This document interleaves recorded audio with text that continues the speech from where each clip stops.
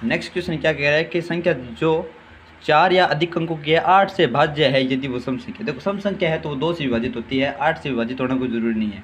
अंतिम अगर 8 से भाज्य हो, देखो भाई अंतिम अंक 8 से भाज्य हो कोई ज़रूरी नहीं, आगे की भी अंक 8 से भाज्य होनी चाहिए। पता चले कि आगे के कुछ अंकों को भाग करने पर ऐसा हमारे पास शेष बच गया जो लास्ट वाले अंक के साथ जुड़ा और लास्ट वाला संख्या जो है 8 की पारी में नहीं आ रहा। तो इस प्रकार जो है अपने पास जो 4 अंकों की अगर कोई संख्या है और वो 8 से भाज्य होगी यदि उसके अंतिम के जो 3 अंक है ना वो 3 8 से विभाजित है, यानी कि 4 अंकों की संख्या का 8 से भाज्य होने के लिए क्या जरूरी है कि उसके अंत के जो 3 अंक है वो 8 से विभाज्य होनी चाहिए, ठीक है ना। और नेक्स्ट चलते हैं 53 नंबर क्वेश्चन की। और 53 नंबर क्या कहता है, हमें कहा गया है कि जो भी आपके पास सीक्वेंस दे रखा है 2 की पावर 3, 3 की पावर 3, 5 की पावर 5, दूसरा सीक्वेंस है अपने पास है 5 की पावर नहीं 2 की पावर 3, 3 की पावर 2 और 5 की पावर 2 और 7 की पावर कुछ नहीं है तो 1 है। नेक्स्ट है अपने पास 2 की पावर 4, 3 की पावर 4 और 5 की पावर कुछ नहीं है, 7 की पावर 2 है और 13। हमें निकालना है इसका महत्तम समाप्रत्यय। महत्तम समाप्रत्यय कहते हैं या शॉर्ट में जिसको कहते हैं हम HCF, महत्तम समाप्रत्यय, ठीक है, जिसे शॉर्ट में हम HCF कहते हैं। हाईएस्ट कॉमन फैक्टर यानी कि जो सबसे ज़्यादा कॉमन आया हुआ है इनमें, तो हमारे पास 2 है, इसमें भी 2 है, 2 है, एक तो 2 कॉमन आया है। 3 है क्या देख लेते हैं, 3 3 3 तीनों में 3 कॉमन है तो ये 3 ले लिया हमने। 5 है क्या तीनों में, हाँ बिल्कुल 5 है तीनों में, हमने 5 भी कॉमन ले लिया। देखो 7 कॉमन 2 में आ रहा है लेकिन तीसरे में कॉमन नहीं आ रहा तो उसको अपन नहीं लेंगे। 13 की बात करें 13 सिर्फ 1 में है तो उसको भी अपन कॉमन नहीं लेंगे।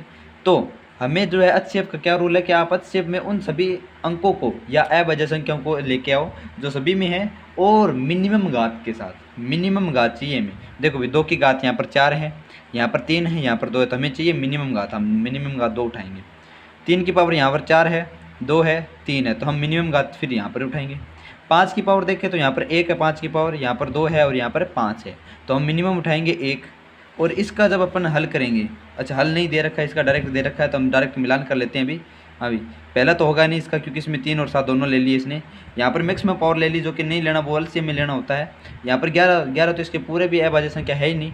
लास्ट ऑप्शन बचा अपने पास 2 की पावर 2, 3 की पावर 2 और 5 की पावर कुछ नहीं है तो 1 है। तो अपना जो लास्ट ऑप्शन है जिसमें इसने कट कर रखा है, पता नहीं क्यों कट कर रखा है, हालांकि उसको आया नहीं होगा वो अलग बात है। चलते हैं नेक्स्ट क्वेश्चन की ओर। देखिए 54 नंबर क्वेश्चन क्या कहता है कि मेरी घड़ी के अंदर 7:05 है, यह 25 मिनट पहले 25 मिनट आगे है तो सही समय क्या होगा। देखो अभी बज रहे हैं 7:05, 25 मिनट आगे है तो इसको 25 मिनट पीछे कर दो, 25 मिनट घटा दो। 5 में से 5 गए 0, 2 में से देखो भाई ये 5 है ये 25 है, 5 में से 25 घटेगा नहीं तो इससे मैं एक हंसी लूँगा।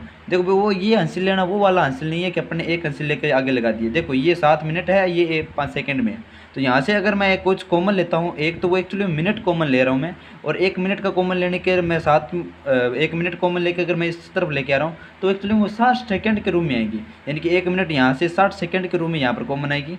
60 और 5 ये 65 हो गए, 65 में से अब 25 जाएंगे तो बचेंगे 40 पीछे। 65 में से अगर 25 जाएंगे तो पीछे 40 बचेंगे, यहाँ चूँकि यहाँ से 1 मिनट कॉमन लेके सेकंड में बदल दिए अपन ने, तो अब यहाँ पर सिर्फ 6 मिनट बची हैं, तो 6:40 का समय सही होगा। इसने कहा भी 25 मिनट पीछे है मेरी घड़ी, नहीं आगे है, तो सही समय क्या होगा, हमने 25 मिनट घटा दी, ठीक है। नेक्स्ट चलते हैं। नेक्स्ट इसने कहा है कि 80 विद्यार्थियों का एक समूह है, पिकनिक पर गया। इस समूह में से 20% लड़कियाँ हैं, यानी कि 80 विद्यार्थी हैं, 20% तो हैं लड़कियाँ और बाकी शेष लड़के, यानी कि 20 अगर लड़कियाँ हैं तो बाकी बच्चे 80% लड़के हैं, ठीक है ना। इसने कहा है कि इसमें कितनी और लड़कियाँ सम्मिलित की जाए कि समूह में लड़के 70% हो जाए। कहने का तात्पर्य ये है कि यहाँ पर कितना और ऐड कर दे ताकि ये तो हो जाए, लड़के कितने हो जाए 70, यानी कि ये 80 से कितने हो जाए 70, यानी कि 10% कम हो जाए, यानी कि इसको 10% अधिक करना पड़ेगा।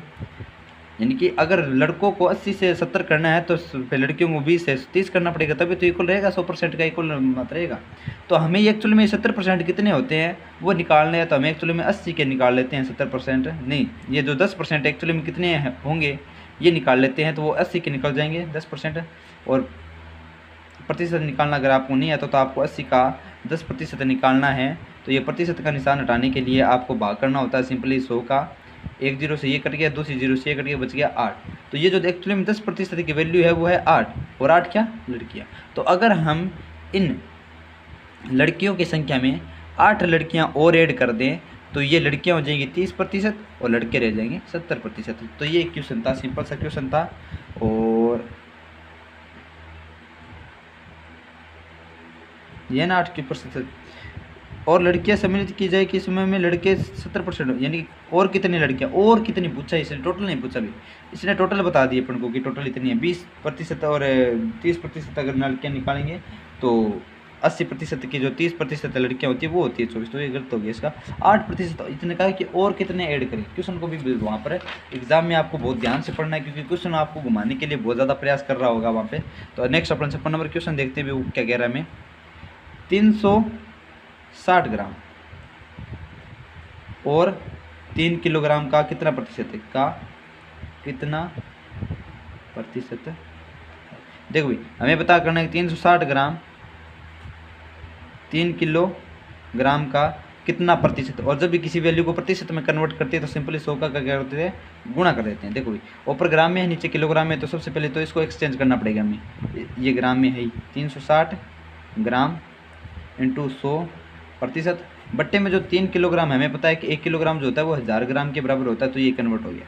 1 जीरो से काट देते हैं, ये दूसरी जीरो काट दिया, ये तीसरी जीरो को यहाँ से काट दिया और ये इसको काट दिया। 3 एकम 3 और 3 2 6, यानी कि ऊपर बची है 12। तो परसेंटेज में वैल्यू निकल गई 12। तो ये जो 360 ग्राम है एक्चुअली में 3 किलोग्राम का 12% है। कितना, 12% है। अपना पहला ऑप्शन चाहिए। नेक्स्ट चलते हैं 57 नंबर क्वेश्चन की ओर। 57 नंबर क्वेश्चन कह रहा है हमें कि 1250 मीटर लंबी एक रेलगाड़ी है, 2 मिनट में 1 किलोमीटर की दूरी तय करती है। 2 मिनट में 1 किलोमीटर की दूरी तय करती है।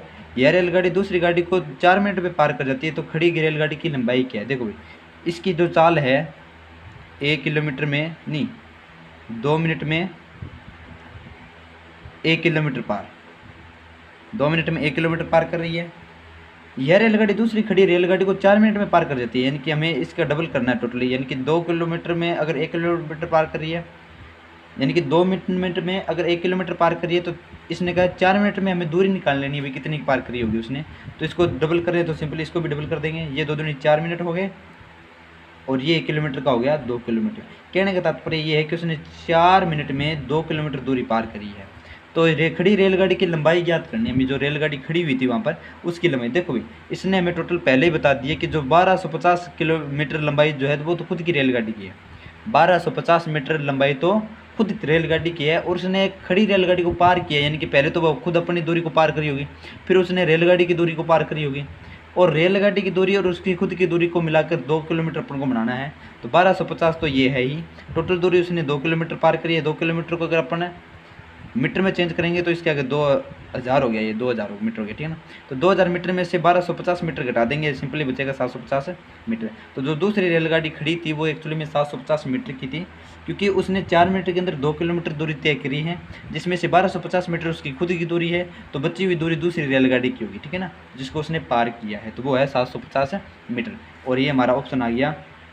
अरे वो समान दूरी के समान की नहीं होगी, ये हो गया 750 मीटर, ठीक है ना। नेक्स्ट चलते हैं 58 नंबर क्वेश्चन की ओर। 58 नंबर क्वेश्चन कहता है कि एक मालगाड़ी जिसकी लंबाई 1 किलोमीटर है 50 किलोमीटर घंटे की चाल से चल रही है, इस मालगाड़ी को 2 किलोमीटर लंबी सुरंग से निकलने में कितना समय लगेगा। सबसे पहले अपन चाल पता कर लेते हैं भाई। चाल है 45 किलोमीटर घंटा, यानी कि 1 घंटे में कितनी दूरी, 45 किलोमीटर, ठीक है ना। या यूँ कहे कि 45 किलोमीटर की दूरी 1 घंटे में, ये भी लिख सकते हैं।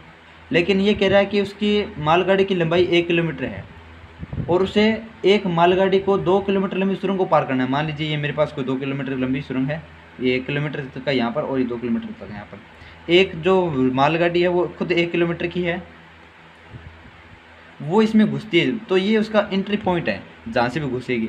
जब वो यहाँ से यहाँ तक पहुँचेगी तो वो 1 किलोमीटर दूरी सुरंग के अंदर तय कर चुकी होगी। यहाँ से यहाँ पर पहुँचेगी तो 2 किलोमीटर दूरी तय कर चुकी होगी। लेकिन इसने कहा कि बाहर निकलने तक वह टोटल दूरी कितनी तय करेगी। देखो भाई जो इस मालगाड़ी का आगे का हिस्सा है वो यहाँ तक पहुँचेगा तब तक वो 2 किलोमीटर दूरी सुरंग के अंदर तय कर चुका होगा। लेकिन वो सुरंग से बाहर थोड़ी ना निकला है। बाहर निकलने के लिए उसे 1 किलोमीटर आगे तक चलना पड़ेगा ताकि उसके पीछे का हिस्सा जो भी है वो भी सुरंग से बाहर निकल जाए तो ओवरऑल उसे 3 किलोमीटर चलना पड़ेगा, तब जाके वो पूरी तरह से सुरंग से बाहर निकलेगी। तो एक्चुअली में हमें देखो 45 किलोमीटर वो चल रही है 1 घंटे में, तो हमें एक्चुअली में 3 किलोमीटर कितने घंटे में चली होगी या कितने मिनट में चली होगी वो निकालना है। तो सबसे पहले हमें 45 किलोमीटर बराबर 1 घंटा, तो हमें निकालना है कि 1 किलोमीटर वो कितनी दूरी में चली होगी, तो 1/45 घंटे। लेकिन हमें 1 नहीं, हमें तो 3 किलोमीटर का पता करना है, तो इसको 3 से और इसको भी 3 से गुणा कर देते हैं। ये 1 किलोमीटर का हो गया 3 किलोमीटर, और इसको 1/45 को जब 3 से गुणा किया गया तो 3 एकम 3 और 3 5 15, यानी कि 1/15 घंटे। अब इसको मिनट में चेंज कर लेते हैं, 1/15 घंटे 1/15 घंटे को 1/15 घंटे को अगर अपन मिनट में चेंज करें तो इस घंटे को अपन 60 सेकंड में चेंज कर ले सकते हैं, और 60 सेकंड 15 चौको 60, कहने का मतलब है कि 4 मिनट में वो उस सुरंग से बाहर निकल जाएगी। कहाँ 1 मिनट में? नहीं 1 मिनट में, 4 मिनट में, 4 मिनट में वो है उस सुरंग से बाहर निकलेगी, क्योंकि उसे ओवरऑल 3 किलोमीटर की दूरी तय करनी है। नेक्स्ट चलते हैं, 2 क्वेश्चन और बाकी हैं। एक तो है 59 नंबर सवाल, 2 संख्याओं का योग है 8 और गुणनफल है 15, तो इनके व्युत्क्रम को याद कीजिए। 2 संख्या माना पहली संख्या x है, तो दूसरी संख्या क्या हुई? दूसरी, देखो भाई दोनों संख्या है जो है वो उनका योग जो है 8 है, दोनों का योग है 8, तो पहली संख्या अगर x है तो दूसरी संख्या का जो होगी वो 8 माइनस x होगी, क्योंकि दोनों संख्या को अगर अपन जोड़ के देखें x और x plus minus 8 minus x को, तो 8 ये योग आ रहा है इनका। तो पहली संख्या x है तो दूसरी संख्या 8 माइनस x मान सकते हैं अपन, x y भी मान सकते हैं, कैसे भी मानो, लेकिन अगर अपन पहली संख्या x माने तो दूसरी संख्या 8 माइनस x मान सकते हैं, क्योंकि दोनों को जोड़ने पर योग निकल के आ रहा है 8, क्योंकि x से x कट जाएगा।